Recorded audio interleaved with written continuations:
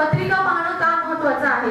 तुम्हाला आयुष्यामध्ये पुढचे धोके टाळण्यासाठी पत्रिका बघणं महत्त्वाचं आहे.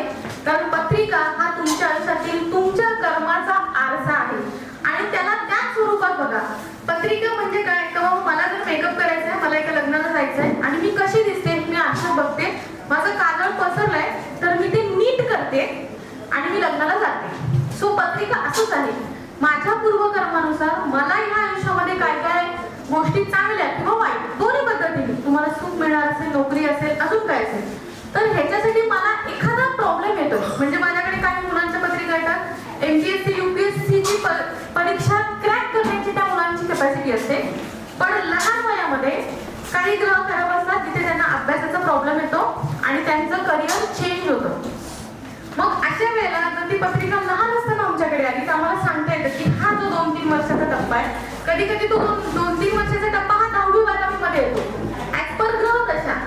आणि 10वी-12वी मध्ये मार्क कमी पडल्यामुळे पालकांना किंवा त्यांना सुद्धा काय वाटतं की नाही हा काय UPSC होणार, पण त्यांचे ग्रह असतात. तो मुलगा गव्हर्नमेंट जॉबला लागू शकतो, मग तो UPSC ला न जाता दुसऱ्या कुठल्या तरी पद्धतीने लागतो. त्याचं उदाहरण आमच्याकडे आहे. म्हणजे माझे क्लायंटच आहेत त्यांचा कार्यक्रम अटेंड करायला आलेले की गव्हर्नमेंट जॉब हा त्यांच्या नशिबात होताच.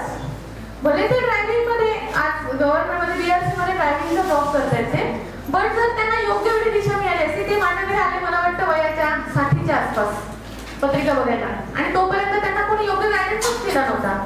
सो ती व्यक्ती काहीतरी वेगळं डिझर्व करत होती. सो ह्या गोष्टी पुढे जाऊन होऊ नये यासाठी योग्य वेळी पत्रिका बघायला पाहिजे.